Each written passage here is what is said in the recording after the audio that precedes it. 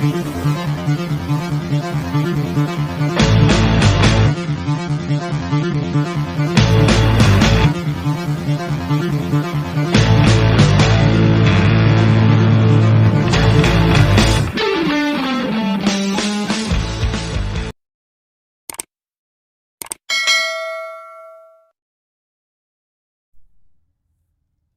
मित्रों,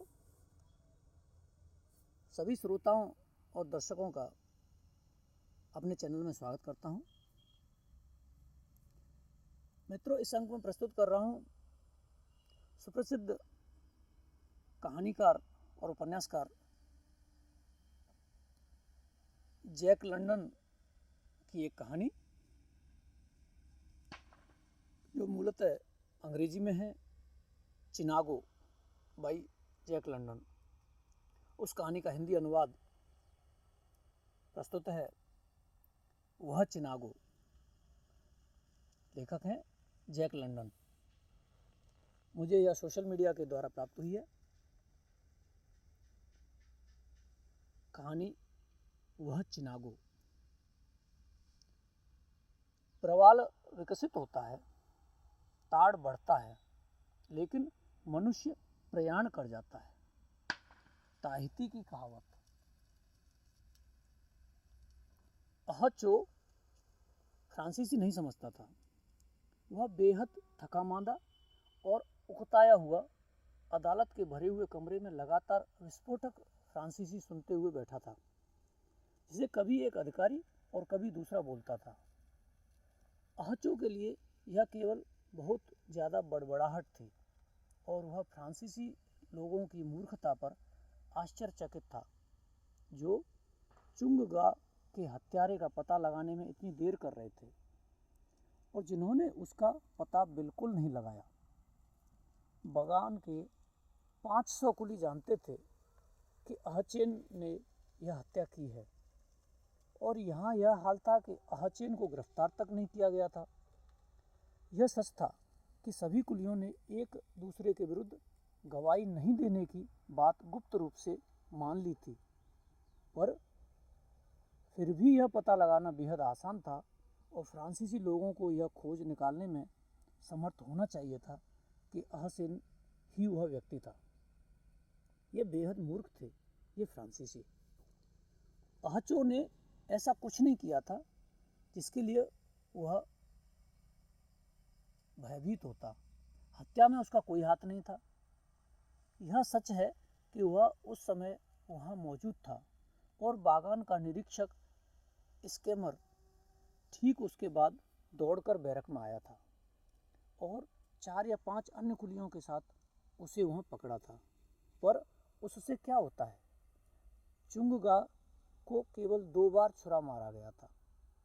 यह बुद्धि की कसौटी पर खरा उतरता था कि 5 या 6 आदमी छुरों के 2 घाव नहीं लगा सकते थे।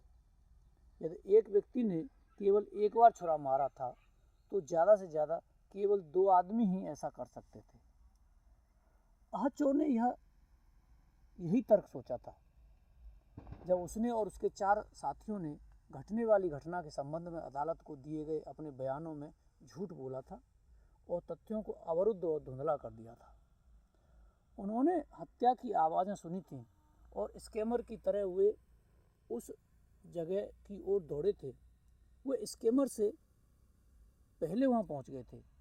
केवल यही बात थी। सच है, स्कैमर ने बयान दिया कि जब वह वहां से गुजर रहा था तो झगड़े की आवाज़ से आकृष्ट होकर वह कम से कम 5 मिनट तक बाहर खड़ा रहा था, और तब जब वह भीतर गया उसने कैदियों को पहले से ही भीतर पाया। स्कैमर ने अपने बयान में यह भी कहा था कि कैदी ठीक पहले भीतर नहीं गए थे, क्योंकि वह बैरक के एकमात्र दरवाजे के पास खड़ा रहा था। पर उससे क्या होता है? अहचो और उसके 4 साथी कैदियों ने बयान दिया था कि स्कैमर भ्रम में था और गलत था।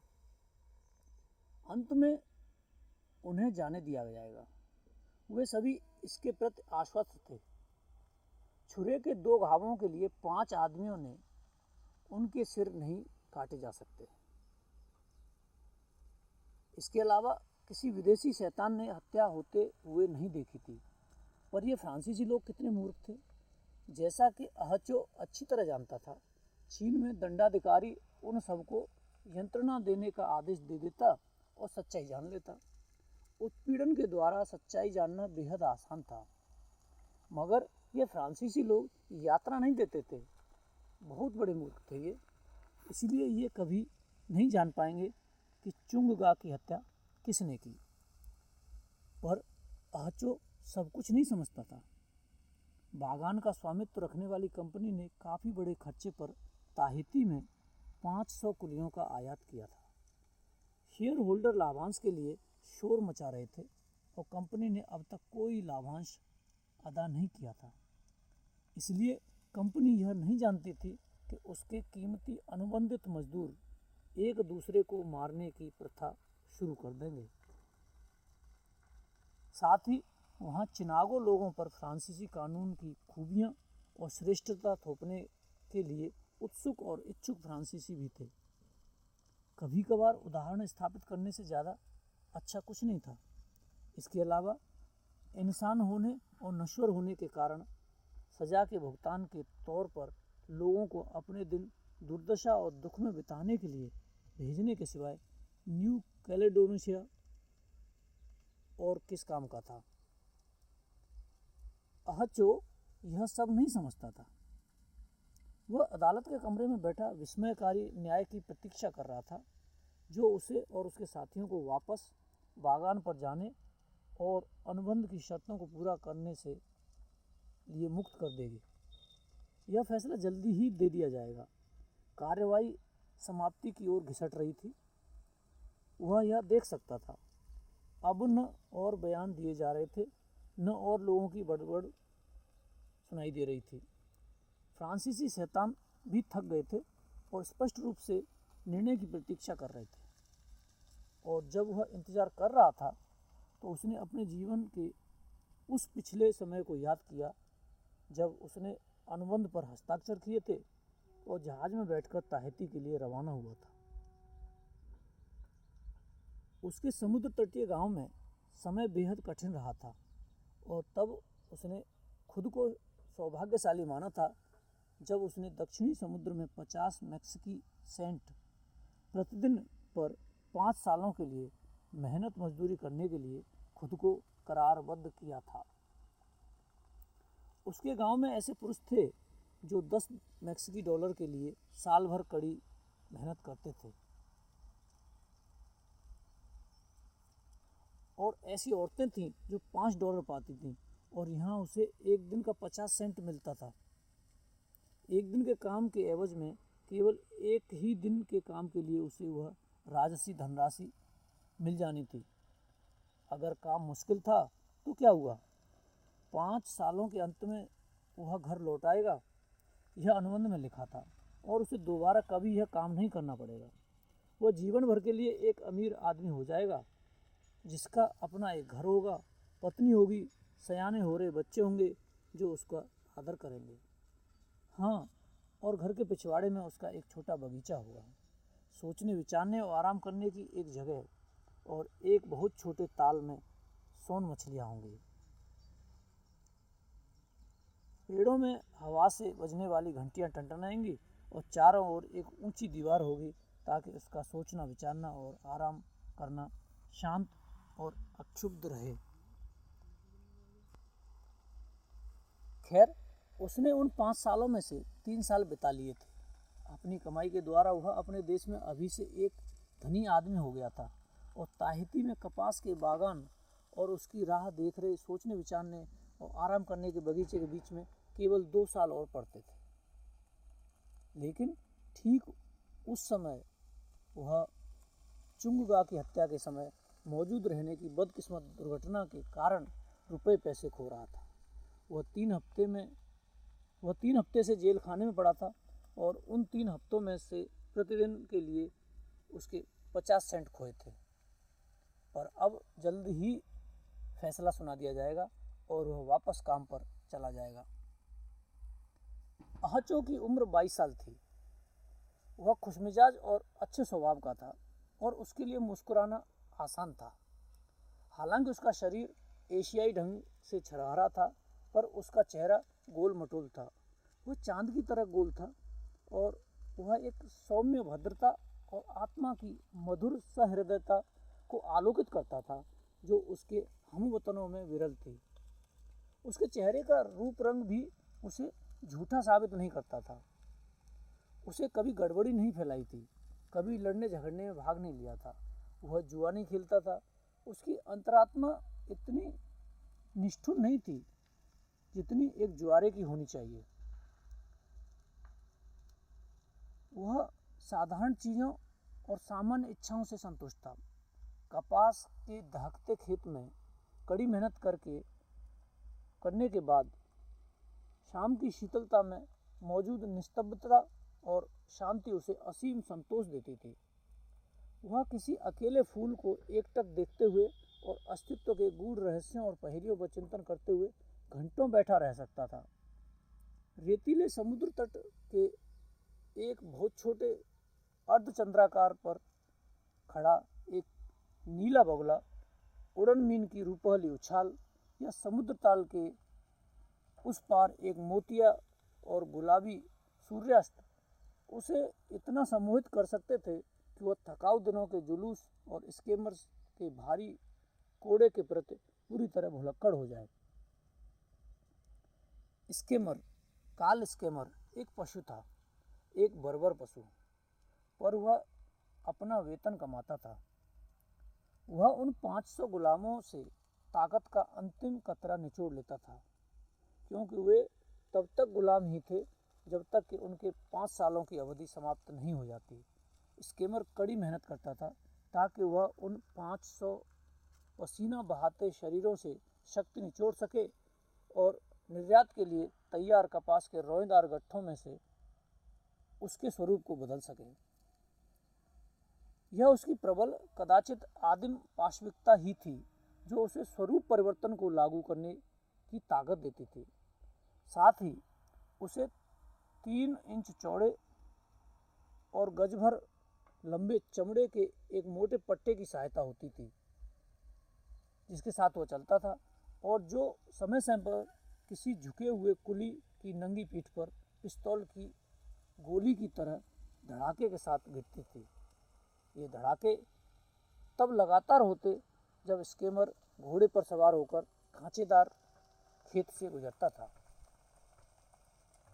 एक बार अनुबंधित श्रम के पहले साल के शुरू में उसने एक कुली को मुक्के के एक ही वार से मार डाला था। उसने उस आदमी के सिर को ठीक ठीक अंडे के छिलके की तरह तो नहीं कुचला था, पर जो भीतर था उसे गड़बड़ कर देने के लिए वह घूंसा काफ़ी रहा था और 1 सप्ताह तक बीमार रहने के बाद वह आदमी चल बसा था। पर चीनियों ने ताहिती पर शासन करने वाले फ्रांसीसी शैतानों से शिकायत नहीं की थी। यह उनका अपना पहरेदार था। स्केमर उनकी समस्या था। उन्हें उसके कोप से दूर रहना था, जैसे वे कन खजूरों के विष से बचते थे जो घास में छिपे रहते या बारिशों की रातों में रेंगकर सोने की जगहों पर पहुंच जाते। द्वीप की आलसी भूरी चमड़ी वाली जनता, जिन्हें चिनागो कहकर बुलाती थी, उन्होंने यह ध्यान रखा कि वे स्केमर को बहुत ज़्यादा नाराज न करें।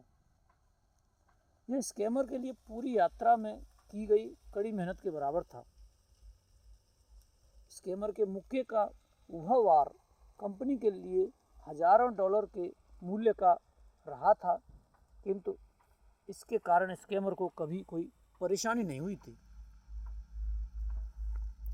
फ्रांसीसियों के पास उपनिवेशन की सहज वृत्ति नहीं थी और वे द्वीप के साधनों को विकसित करने के बचकाने खेल में व्यर्थ सिद्ध हुए थे। लेकिन अंग्रेजी कंपनी को सफल होता देखकर वे खुश थे। स्केमर और उसके बदनाम घूंसे का मामला आखिर था ही क्या? एक चिनागो मर गया, यही ना? यही सही, आखिर वह एक चिनागो ही तो था। उसके अलावा वह तो लू लगने से मरा था, जैसा कि डॉक्टर के सर्टिफिकेट से प्रमाणित होता था। सच है, ताहिती के समूचे इतिहास में कभी कोई लू लगने से नहीं मरा था, पर यही कारण था, ठीक यही, जो इस चिनागो की मौत को अनूठा बनाता था। डॉक्टर ने भी अपनी रिपोर्ट में यही कहा था। वह बेहद स्पष्टवादी था। लाभांश अदा करना आवश्यक था, वरना ताहिती की असफलताओं के लंबे इतिहास में एक और असफलता जुड़ जाती। इन गोरे शैतानों को समझना असंभव था। न्याय की प्रतीक्षा करते हुए अदालत के कमरे में बैठा अहचो उनकी रहस्यमयता पर विचार करने लगा। उनके मन में क्या चल रहा होता, यह कोई नहीं बता सकता था। उसने कुछ गोरे शैतानों को देखा था। वे सभी एक जैसे थे। जहाज पर मौजूद अफसर और नाविक, फ्रांसीसी अधिकारी, बागान पर मौजूद कई गोरे लोग, जिनमें स्केमर भी था, उन सभी के मन रहस्यमय रास्तों पर चलते थे, जिन्हें समझ पाना असंभव था। वे बिना किसी प्रत्यक्ष कारण के नाराज हो जाते थे और उनका क्रोध हमेशा खतरनाक होता था। ऐसे समय में वे हिंस पशुओं जैसे हो जाते। वे छोटी छोटी चीज़ों के लिए चिंतित रहते और कभी कभी एक चिनागो से भी ज़्यादा कड़ी मेहनत कर सकते थे। वे चिनागो लोगों की तरह मिताहारी नहीं थे। वे पेटू थे, जो आश्चर्यजनक रूप से ज़्यादा खाते थे और उससे भी ज़्यादा शराब पीते थे। एक चिनागो यह कभी नहीं जान पाता था कि कब उसका कोई काम उन्हें खुश कर देगा या उनके क्रोध का तूफान खड़ा कर देगा। एक चिनागो यह कभी नहीं बता सकता था। जो चीज़ एक बार उन्हें खुश करती थी, वह दूसरी बार क्रोध का विस्फोट उत्पन्न कर सकती थी। गोरे शैतानों की आंखों के पीछे एक पर्दा था, जो उनके मन को चिनागो लोगों की टकटकी से छिपाता था। इन सब के अलावा गोरे शैतानों में भारी सामर्थ्य था।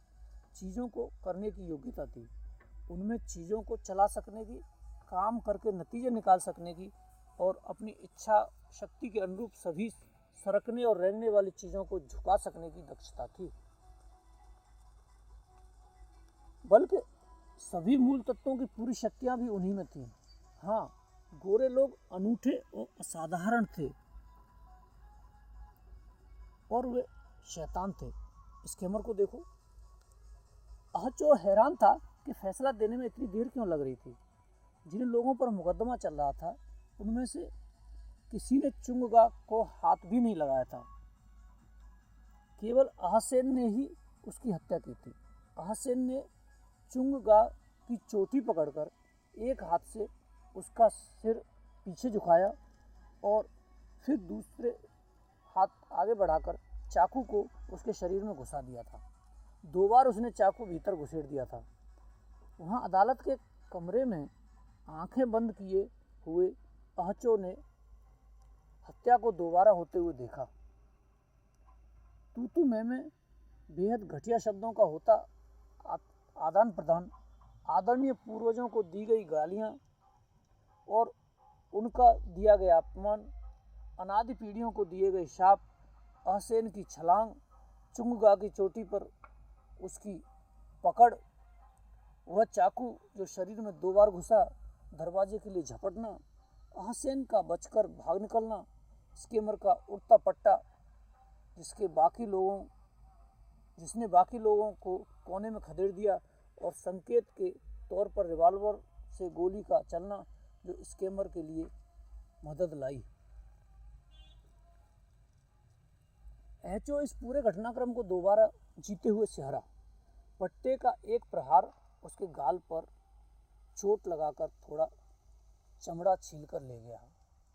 स्केमर ने चोट की ओर इशारा किया था जब उसने कटघरे में अहचो को पहचाना था। अब जाकर वे निशान ठीक से नहीं दिखते थे। वह एक बड़ा तगड़ा वार था। यदि वह मध्य के पास आधा इंच और होता तो उसकी आंख निकाल लेता और फिर वह सोचने विचारने और आराम करने वाले बगीचे की झलक में, जो कि उसका होगा जब वह अपनी धरती पर वापस लौटेगा, इस समूचे घटनाक्रम को भूल गया। मित्रों, अभी आप सुन रहे थे जैक लंडन की कहानी चिनागो का हिंदी अनुवाद। यह इसका पहला भाग है, वह चिनागो, जैक लंडन की कहानी। कहानी बहुत लंबी है, इसलिए आगे का भाग दूसरे वीडियो में प्रस्तुत करूंगा।